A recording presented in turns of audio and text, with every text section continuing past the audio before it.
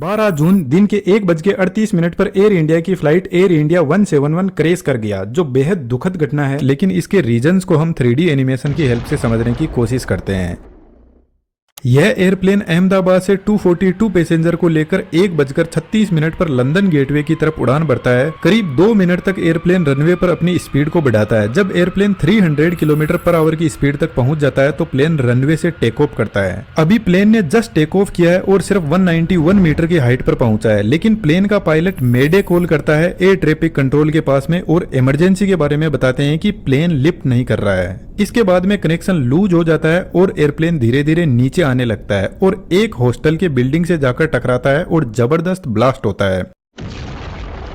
Out of 242 passenger 241 की जान चली गई, बाकी सिविलियंस भी इसमें मारे गए। इस वीडियो की रिकॉर्डिंग के टाइम तक कंफर्म नहीं हुआ है कि कितने लोगों की इसमें जान गई है, लेकिन ब्लास्ट बहुत जबरदस्त था। एयर इंडिया का बोइंग 7878 ड्रीम लाइनर एयरप्लेन काफी लंबी दूरी तय करने वाला था, अहमदाबाद से लेकर लंदन गेटवे की तरफ। तो इसके अंदर फ्यूल टैंक को फुल कर दिया गया। इसके फ्यूल टैंक की कैपेसिटी लगभग 1,26,000 लीटर की है। बेसिकली एयरक्राफ्ट का फ्यूल इसके विंग में ही भरा रहता है और विंग पर ही इंजन लगे रहते हैं। तो जब एयरक्राफ्ट ने उड़ना शुरू किया तो सिर्फ 2 ही मिनट इसने फ्यूल की खपत की और जैसे ही यह ग्राउंड पर आकर स्ट्राइक करता है तो इसमें बचा हुआ फ्यूल जबरदस्त आग पकड़ लेता है, जो एक बड़े धमाके का रीजन बनता है। अभी हमारे पास में कंफर्म न्यूज नहीं है इसके क्रैश के रीजंस की, लेकिन जब एयरप्लेन नीचे आने लगा तो लोगों ने देखा कि इसके इंजन में कहीं पर भी कोई आग नहीं लगी हुई थी, वह परफेक्टली काम कर रहे थे। लेकिन जब भी किसी फ्लाइट का इंजन फेल होता है तो इंजन पीछे की तरफ भयंकर आग को फेंकने लगता है, जिसको अभी हम आगे समझेंगे। लेकिन सबसे पहले हम पॉसिबल रीजंस को समझने की कोशिश करते हैं। फिलहाल जैसे एयरप्लेन रनवे पर खड़ा है, एयरप्लेन के यह विंग्स है और विंग के पीछे साइड में आप देखोगे फ्लैप्स लगे हुए हैं, जो कुछ इस तरीके से एडजस्ट होते हैं और आगे की तरफ लगे हुए स्लेट्स यह भी अपने एंगल को एडजस्ट कर सकते हैं और यही एयरक्राफ्ट को टेक ऑफ और लैंड करवाते हैं। जब इंजन स्टार्ट होता है तो यह आगे से हवा को खींचता है और पीछे की तरफ हाई स्पीड में फेंकने लगता है, जिसकी वजह से एयरक्राफ्ट को आगे की तरफ थ्रस्ट लगेगा और एयरप्लेन रनवे पर दौड़ने लगेगा। लेकिन यह जो कंडीशन है इसमें सिर्फ इंजन की पावर से एयरप्लेन आगे बढ़ रहा है। यदि हमने फ्लैप्स और स्लेट्स को एक्टिवेट नहीं किया तो एयरप्लेन सिर्फ रनवे पर चलता रहेगा, टेक ऑफ ही नहीं कर पाएगा। लेकिन जैसे ही पायलट फ्लैप के एंगल को बढ़ाते हैं, एयरप्लेन धीरे धीरे टेक ऑफ करने लगेगा। इसके पीछे सबसे बड़ा रीजन है इनकी डिजाइन, जो एयरफॉइल मैकेनिज्म को फॉलो करती है। जैसे यह एक एयरफॉइल मैकेनिज्म है, जब हवा इससे टकराती है तो कुछ इस तरीके से आगे निकल जाती है, लेकिन जब हम इसका एंगल बढ़ाते हैं तो अब आप देखोगे कि यह एयरफॉइल के इस पॉइंट पर हवा का जो प्रेशर है वह ज्यादा लगने लगेगा और ऊपर से जो हवा जा रही है वह सीधी निकल जाएगी। तो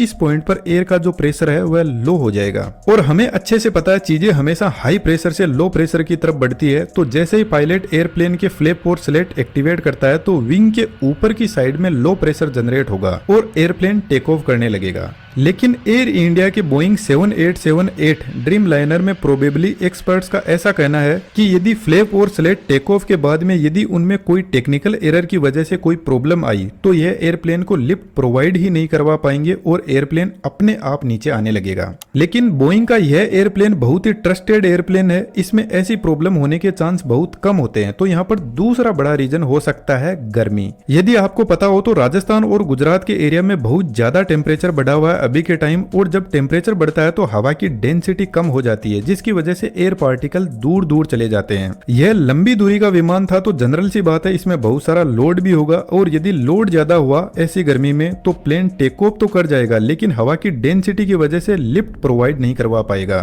फिलहाल जैसे एकदम ठंडा मौसम है और हवा में एयर के पार्टिकल एकदम पास में है, तो इतनी हाई डेंसिटी वाले एयर पार्टिकल जब प्लेन के विंग से टकराते हैं तो यह प्लेन को अच्छा खासा ऊपर की तरफ फोर्स लगाने लगेंगे।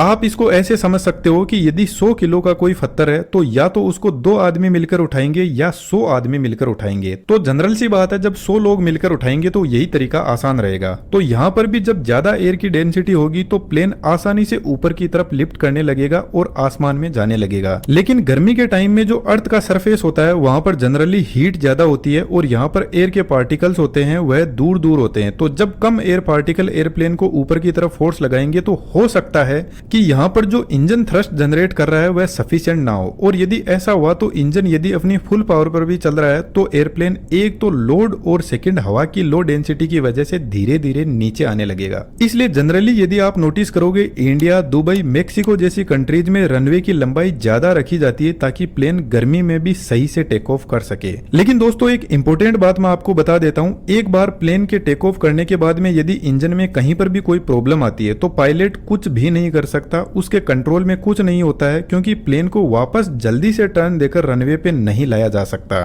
तो यहाँ पर हो सकता है कि यदि कोई बर्ड बाई चांस यदि इंजन में फंस गया हो तो यह भी एक बड़े हादसे का रीजन बनता है, लेकिन इसके चांस कम है। फिर भी हम समझते हैं कि एक बर्ड कैसे इतने बड़े एयरप्लेन को क्रैश कर सकता है। इंजन के आगे के इस हिस्से में बहुत सारे कंप्रेसर होते हैं और पीछे के इस हिस्से में टरबाइन होते हैं जो इन कंप्रेसर को चलाते हैं। कंप्रेसर का काम बेसिकली बाहर से हवा को अंदर की तरफ खींचना है और उसको कंप्रेस करना होता है। एयर कंप्रेस होने के बाद में पहुंचती है कंबशन चेंबर में, जहां पर फ्यूल जलता है। तो कंबशन चेंबर में सबसे पहले फ्यूल को स्प्रे किया जाता है जो बाहर से हवा आ रही है उसमें, जिसकी वजह से फ्यूल अच्छे से एयर के साथ में मिक्स हो जाएगा और फिर यहाँ पे लगे इग्नाइटर फ्यूल में आग लगाते हैं, जिसकी वजह से यहाँ पर बहुत सारी गैसेस जनरेट होती है। तो यहाँ पर टेम्परेचर और प्रेशर बढ़ने लगता है, जिसकी वजह से यह गैस एक्सपेंड करने लगती है। अब इस हाई प्रेशर वाली हवा को पीछे एक नोजल से बाहर फेंका जाता है, जिसकी वजह से इंजन को आगे की तरफ फोर्स लगता है। लेकिन यदि इसके कंप्रेसर में आगे की तरफ कोई बर्ड आकर फंस जाता है, वैसे तो यहाँ पर कंप्रेसर की स्पीड बहुत ज्यादा हाई होती है,